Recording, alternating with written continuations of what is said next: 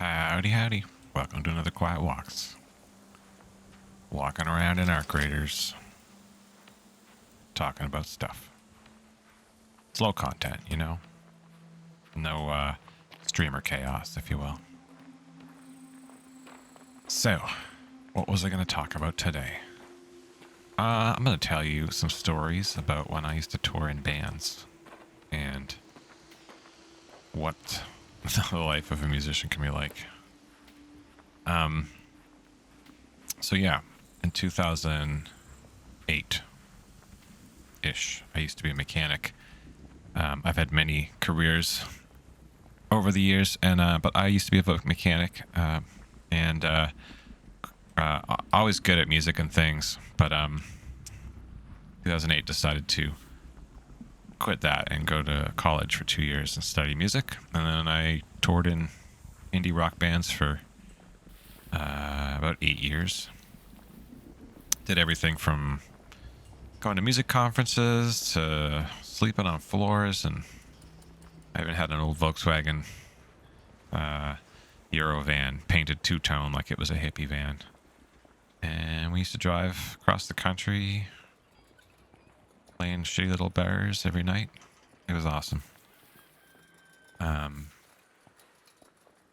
it was interesting too, because when you're trying to be a rock star, you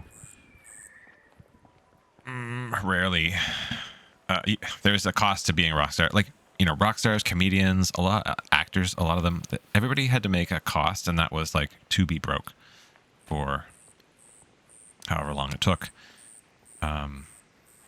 And just like actors and movie stars, most bands don't become rock stars. They almost every band that I was touring with is not a band anymore. There's a few artists. We were at an indie level that you wouldn't even know what my bands were. Yeah. So, but yeah. A lot of people made it a lot farther than I did. They were playing like very large music festivals in Britain and all kinds of things, but it all ended the same way. Most of my friends eventually got old enough that they were like, you know what? This isn't worth it. This is taking way more energy than it's giving back. And a lot of them ended up being in debt because albums cost a fortune, and even mediocre ones. And, I don't know if people realize how much it used to cost to make an album, but even on the cheap, like we had our own studio, like with soundproof rooms and everything. It was like kind of a makeshift home studio, but a lot of good equipment. And we were recording at home, and even recording at home, by the time you got mastering and if you hired anybody at all to help you produce, which is really a really good idea, because it's like book writers have editors and things to make sure that everything's cohesive and makes sense and is polished. We never hired anybody noteworthy to produce our albums, but by the time you're all said and done, even a shitty little indie rock band, you get some CDs made, and you're talking $5,000 easy. And this is a band that gets paid $50 to $100 a gig, divided by 3 or 4 people. If you're real lucky, $200. I remember the first time I had one of my songs get picked up by for licensing. Actually, I had hustled my this kind of funny story. The only reason I got my music in a TV show licensing situation, and it was just background noise within a bar scene. They paid me $250, and I was stoked because I'm like, I didn't have to do anything. I just let you use my recording, and it's like I got $250 for not even going to a gig. So I was pretty excited, and it was Saving Hope was the TV show. I don't know if that's just a Canadian show or what. I never really watched it, but the funny part is I had snuck into this music conference because I was particularly broke at this era. And many of them had, actually paid to go, but I actually, I snuck in by grabbing an old lanyard. So I put this lanyard on as if I was, a part of the venue. I zipped up my leather jacket because I'm an indie rocker, so I had a leather jacket on. And I just marched in as if I belonged. I just like stomped my way in past the volunteers, because volunteers, right? And they try, and so I just like walked in like I belonged there, and sat down. And very shortly after, a lady came and like scooted over, and she was like, "Oh, I'm sorry, sir. I didn't buzz you in." So I I had planned for this, and so I unzipped my thing to show her my like pass, and then I was like, "Oh dear, I don't know where it is. I saw here," and then she was like, "Oh dear," and then I'm like, "Oh my goodness, maybe it's in my car," and I was like, "It's parked like whatever, all the way blocks away. Do you want me to go get it?" And she was like, "Nah." I'm like, "Cool, thank you." So I sat through this music supervisors conference. It was 3 or 4 music supervisors at the front, and they were talking about movies and TV shows and how they pick music. And I went up and talked to the guy after, as you can do after a conference, and I gave him some of my band. I had some like temporary tattoos made, so I gave them some. He was excited because his daughter was gonna like them. Anyway, so that little connection. He called me a few months later and was like, "Hey, I got like some licensing for your band if you want." So they threw. I listened to the episode, and you can't even tell, but it's literally the music, the ambient music in the bar, and not that you can like. It's not like part of the TV show music, but anyways, I was pretty stoked. But that wasn't really what I was going to talk about. I was kind of just talk about what's going on here. Is that over my head? Peculiar. Must have just gone over my head. But yeah, so touring in bands. What did I learn touring in bands? Well, number one, not too many people make a living at it. Actually, the reason I quit was because I'd been doing it for 8 to 10 years or so, roughly. 2 years of music and school and 8 years of touring. And bands themselves can be quite dramatic. A bunch of artists and egos. So that's kind of a thing sometimes. And then, but the thing that was getting to me was like the late nights and the grinding and the not getting anywhere. But I was working for a local music festival doing some production coordinating, which sounds pretty fancy, but it's not. It's just sending emails and booking flights. And so I was doing production coordinating, and my manager there, he had worked with some fairly mid to high level Canadian bands, and I was like, "Whoa, this band is my favorite band."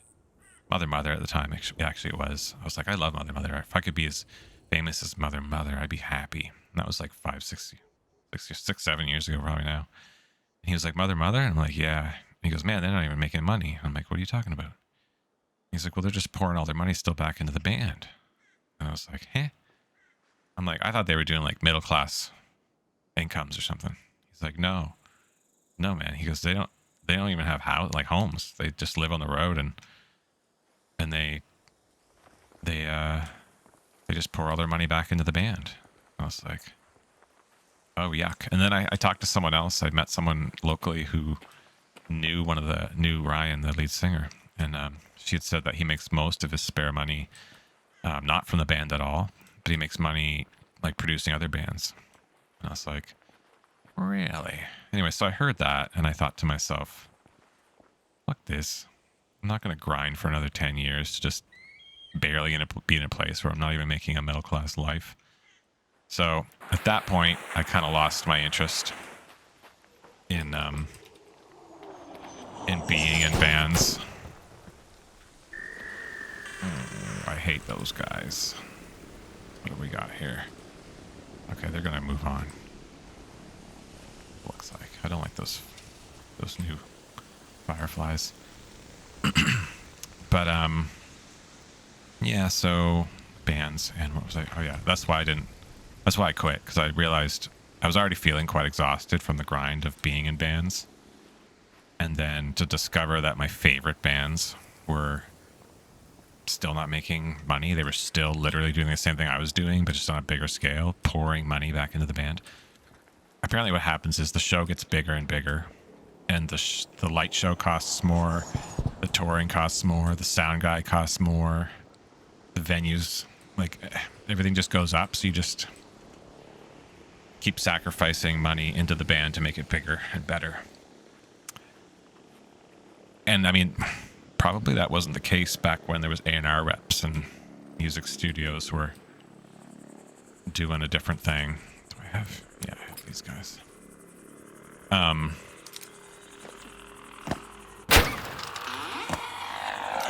Oh god. How'd that other one miss? Oh, it must have hit one of those other guys.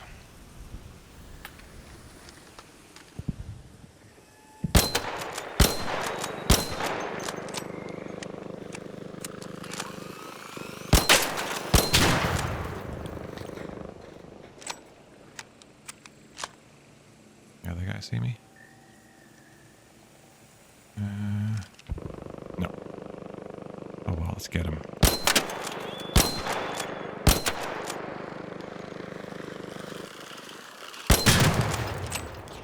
There we go. The other band my manager had mentioned was the Sheepdogs.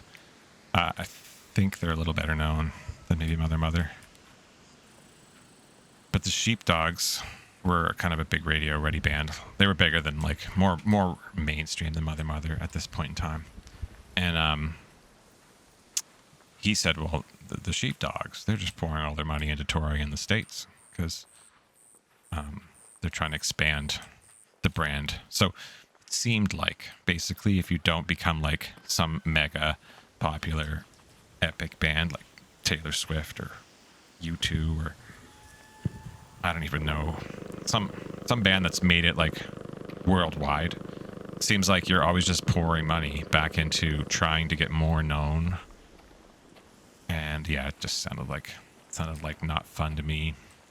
I'd rather spend time with my family and do stuff, which was a good call. But I've been very excited about music. I was kind of in a flump about music for a while. So I kind of didn't know what to do with myself because I didn't really give up music, but I was certainly burnt out and uninspired. But I've been a little more inspired lately because I've been writing songs for air graders, and that's actually why I'm dressed up in this country outfit, because I was recording some footage. So I don't know if I'm going to do anything with it or not, but oh, shit.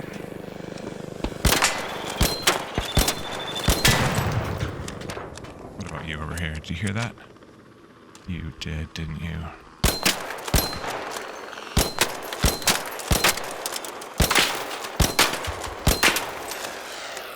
Oh. Oh. Spicy little bastard. Okay. Yes, so I'm dressed up in this Western getup because I wrote a country song, and I'll be putting it out later this week. It's a banger. It's about this gun, you know.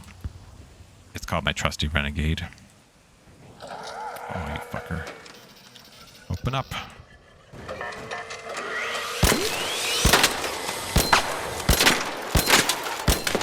I don't know where to shoot these guys.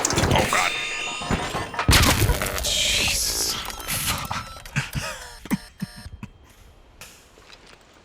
Okay. Anywho, I have been very excited about music lately. Because as I was saying, this kind of all ties around, I guess. Music was extremely expensive to produce, and I couldn't afford to do even another album. I had a whole album's worth of material before I kind of quit, and I never recorded it. And in fact, even the album I recorded, I wished had been more produced. We did it like sort of live in a bar. When the bar was empty, we took like a few days to record it, but it's all live off the floor. So It's got this like unradio ready sound, and I always wished it had been more, but money. So that to be said, goodness, got something in my throat. I discovered Suno, which is a hot topic, but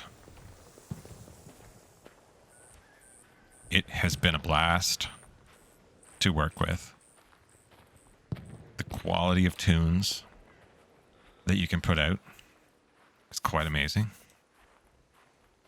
I still think that you need to have a very intentional ear and a very fussy disposition to put out anything like exceptional on it, but it's really good. I've been playing some stuff for my musician friends, and they're like, what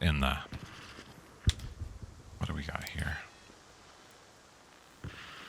East Plains.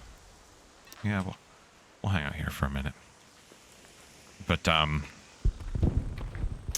yeah, my friends have been like quite impressed and surprised that it's if you haven't heard of it, Suno.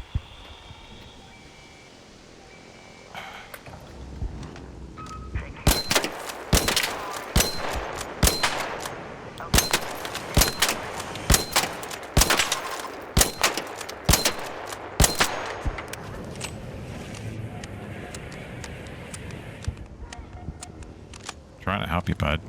You smoked it, so I can't help you anymore. Oh, God. He's gonna get out just fine, though. He had already called it. I'm not gonna go out just yet. But, yes. So, Suno AI.